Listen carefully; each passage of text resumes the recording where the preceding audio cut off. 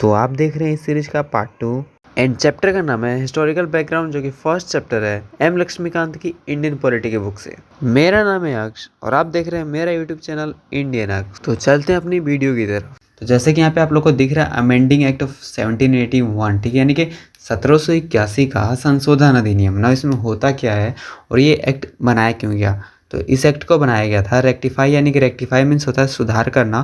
तो सुधार करने के लिए बनाया गया था अब the defects of regulating act, यानी कि रेगुलेटिंग एक्ट जो 1773 में पब्लिश हुआ था, जो एक्ट आया था, उसके जो भी डिफेक्ट्स थे यानी कि जो भी उसके दोष थे, दोषों को सुधारने के लिए अमेंडिंग एक्ट ऑफ 1781 लाया गया। ब्रिटिश पार्लियामेंट ने अमेंडिंग एक्ट ऑफ 1781 को पास किया था, उसको also known as the act of settlement, उसे एक्ट ऑफ सेटलमेंट के नाम से भी जाना जाता है। नाउ इसके फीचर्स की बात करें तो इसके फीचर्स कुछ इस तरह से थे। फीचर्स यानी होता है विशेषताएं। It exempted the governor general and the council, यानी कि गवर्नर जनरल और जो काउंसिल थे यानी कि जो परिषद था, from the jurisdiction of the supreme court, यानी कि सुप्रीम कोर्ट का जो न्याय क्षेत्र था यानी कि अधिकार क्षेत्र, for the acts done by them in their official capacity. अब यहाँ पे एग्जेम्प्टेड हुआ यानी कि governor general and the council, ठीक है। तो गवर्नर जनरल और काउंसिल को एग्जेम्प्टेड दिया यानी कि छूट दिया गया from the jurisdiction of the supreme court, supreme court के अधिकार क्षेत्र से छूट दिया गया कि फॉर, किस लिए दिया गया, for the acts done by them, यानी कि उनके द्वारा जो भी एक्ट दिए जाएंगे यानी लाए जाएंगे उनकी आधिकारिक क्षमता के अकॉर्डिंग, ठीक है, उनके ऑफिशियल कैपेसिटी के अकॉर्डिंग, तो उसमें क्या होगा, सुप्रीम कोर्ट के जो भी जुरिस्डिक्शन होगा उस पर लागू नहीं होगा। सिमिलरली उसी प्रकार it also exempted the servants of the company, और सर्वेंट्स जो थे कंपनी के, जो सर्वेंट्स थे कंपनी के, जो नौकर थे, उनको भी ये छूट दी गई from the jurisdiction of the supreme court for their official actions, उनके भी ऑफिशियल एक्शन जो भी आधिकारिक कार्य होते थे, आधिकारिक कार्य के लिए भी कंपनी के सर्वेंट्स को भी छूट दी गई, यानी कि एग्जेम्प्टेड दिया गया from the jurisdiction of the supreme court, यानी कि सुप्रीम कोर्ट के अधिकार क्षेत्र से। नाउ सेकंड पॉइंट कह रहा है कि इट एक्सक्लूडेड, अब यहाँ पे एक्सक्लूडेड मीन्स होता है निकालना या फिर बाहर निकालना, ठीक है। It excluded the revenue matters, अब यहाँ पे जो रेवेन्यू मैटर्स जो भी था, राजस्व मामले से, राजस्व से संबंधित जो भी मामले थे, and the matters arising in the collection of revenue, ठीक है।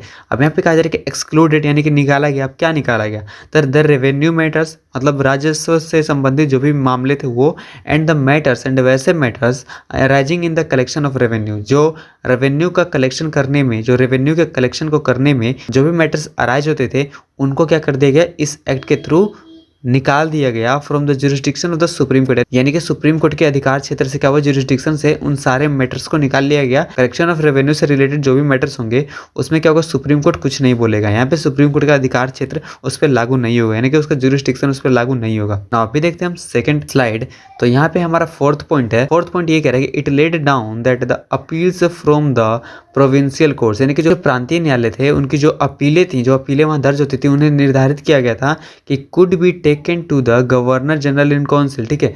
जो गवर्नर जनरल परिषद था केवल उसी में लिया जा सकता है, उन्हें सुप्रीम कोर्ट में नहीं लिया जा सकता था, केवल गवर्नर जनरल इन काउंसिल में ही लिया जा सकता था। इस बात को इस एक्ट में निर्धारित किया गया ना। फिफ्थ पॉइंट जो है वो कह रहे कि इट एम्पावर्ड यानी कि सशक्त किया the governor general in council, ठीक है, गवर्नर जनरल काउंसिल जो गवर्नर जनरल परिषद था, to frame regulations for the provincial courts and councils.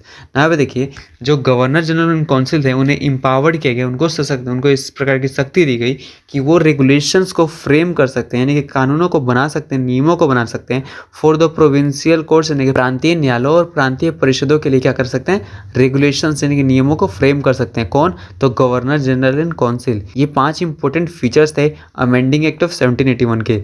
I hope कि आपको ये समझ में आओ। अभी चलते नेक्स्ट स्लाइड पे। नाउ यहाँ पे बात आ रही है पीट्स इंडिया एक्ट की। अब ये जो पीट्स इंडिया एक्ट है ये 1784 में आया था। अब ये आया क्यों था, इसके जो फीचर्स थे, अब ये क्या थे, फीचर्स थे इसके कुछ, इट डिस्टिंग्विश्ड, ठीक है, डिस्टिंग्विश्ड मीन्स होता है प्रतिष्ठित, लेकिन यहाँ पे इसको यूज किया जा रहा है विभेद करने के तौर पर। That means it distinguished between the commercial and political functions of the company. ये जो क्या हुआ, इस एक्ट के थ्रू ही क्या हुआ, कॉमर्शियल एंड जो भी पॉलिटिकल फंक्शंस थे कंपनी के, उन दोनों में विभेद किया गया, यानी कि उन दोनों को अलग अलग किया गया। अब उसके बाद अलग अलग करने के बाद ये हुआ कि it allowed the court of directors to manage the commercial affairs, ठीक है। अब यहाँ पे एक बात समझिएगा, जो कोर्ट ऑफ डायरेक्टर्स हैं उनको कॉमर्शियल अफेयर्स को मैनेज करने के लिए दे दिया गया कि मतलब भैया आप कॉमर्शियल अफेयर्स को मैनेज करो, एंड जो हमारा एक नई बॉडी बनी, ठीक है, and but created a new body called board of control, ठीक है, हमारे पॉलिटिकल अफेयर्स को मैनेज करेगी, ठीक है। तब यहाँ पे जो नई बॉडी बनी थी उसका नाम था बोर्ड ऑफ कंट्रोल, और ये मैनेज क्या करती थी, ये मैनेज करती थी पॉलिटिकल अफेयर्स को, ठीक है।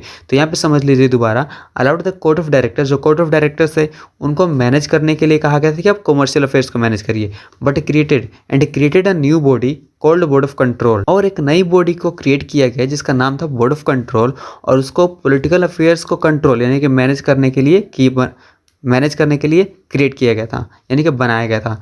दस इस प्रकार it established a system of double government, यानी कि इस प्रकार ये जो सिस्टम हुआ द्वैध शासन, ठीक है, इस प्रकार ये दो गवर्नमेंट दो अलग अलग चीज़ों को मैनेज कर रही है। तो एक हो गया कॉमर्शियल अफेयर्स को कोर्ट ऑफ डायरेक्टर्स मैनेज कर रहे थे, एंड जो हमारा पॉलिटिकल अफेयर्स था उसे बोर्ड ऑफ कंट्रोल मैनेज कर रहा था। तो ये जो स्टैब्लिश हुआ सिस्टम ऑफ डबल गवर्नमेंट, यानी कि द्वैध शासन की पद्धति यहाँ से स्टार्ट हुई।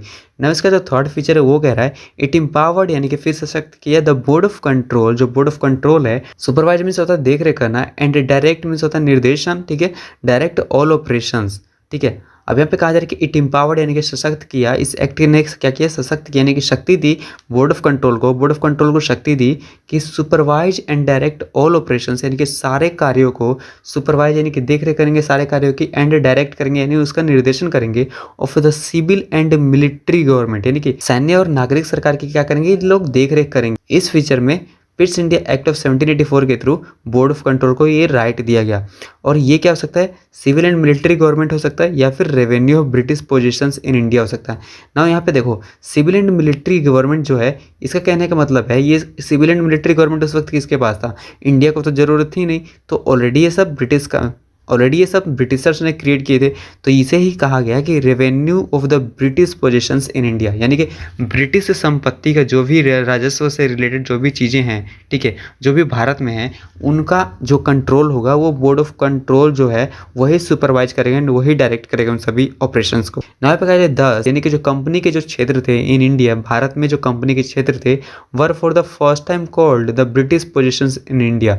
जैसे कि मैंने अभी बताया था आपको, जो ब्रिटिश पोजीशंस थे, जैसे कि यहाँ पे बताया था British positions of revenue of the British position, ठीक है, जो भी रेवेन्यू से रिलेटेड जो भी सोर्स थे, जहाँ से भी ब्रिटिशर्स की इनकम हो रही थी वो ब्रिटिश पोजीशंस थे। उसी प्रकार यहाँ पे जो भी टेरिटरीज थे जहाँ से भी उनकी रेवेन्यू आ रही थी, रेवेन्यू से रिलेटेड केसेस हो रहे थे, वो सारे क्या थे, ब्रिटिश पोजीशंस थे, यानी कि भारत में ब्रिटिशर्स की संपत्ति थी वो। एंड सेकंड क्या था, the British government was given the supreme control, यानी कि कहने का मतलब ब्रिटिश गवर्नमेंट को क्या किया गया, सुप्रीम कंट्रोल दिया गया था, सर्वोच्च नियंत्रण दिया गया था ओवर कंपनीज अफेयर्स, यानी कि कंपनी के जितने भी मामले हो उन सभी पर, over companies affairs and it's administration in India, यानी कि कंपनी के मामले और प्रशासन, यानी कि कंपनी के अफेयर्स और प्रशासन भारत में जो भी हो रहे थे उन सभी पर ब्रिटिश गवर्नमेंट को सुप्रीम कंट्रोल दिया गया, सर्वोच्च नियंत्रण दिया गया। अब अभी हम चलते हैं नेक्स्ट स्लाइड की तरफ। अब हमें जैसा कि दिख रहा है एक्ट ऑफ 1786, तो अभी हमें एक्ट ऑफ 1786 को पढ़ना है। यहाँ पे 1786 अब ये क्यों हुआ, ये था कि 1786 में लॉर्ड कॉर्नवालिस, आप लोगों ने नाम तो सुना ही होगा, अपॉइंट हुए थे, was appointed as the governor general of Bengal, यानी कि बंगाल के गवर्नर जनरल के रूप में अपॉइंट हुए। He placed 2 demands to accept that post, और उन्होंने इस पोस्ट को एक्सेप्ट करने के लिए 2 मांगे रखी। अब वो जो 2 उनकी मांगे थी, उन्हीं 2 मांगों को ऐड करने के लिए ये एक्ट बनाया गया, एक्ट ऑफ 1786। और इस एक्ट में ये था कि he should be given power to override the decision of this council in special cases, यानी कि कुछ विशेष परिस्थितियों में, कुछ विशेष मामलों में जो भी काउंसिल के डिसीजंस होंगे उनको ओवरराइड करने तो शक्ति दी जाएगी। एंड सेकंड पॉइंट कह रहा है कि he would also can be the commander in chief, और वो कमांडर इन चीफ भी रहेंगे इस पोस्ट को, तभी हुए एक्सेप्ट करेंगे वरना नहीं करेंगे। अकॉर्डिंगली इसी के अनुसार the act of 1786 was enacted, यानी कि 1786 का जो अधिनियम था उसे अधिनियत किया गया, यानी कि इनेक्ट किया गया था, उसमें चेंजेस किए गए to make both the provisions, और इन्हीं दोनों प्रोविजंस को बनाने के लिए केवल एक्ट ऑफ 1786 को बनाया गया। आई होप कि आपको ये वीडियो पसंद आई, मिलते हैं नेक्स्ट वीडियो में।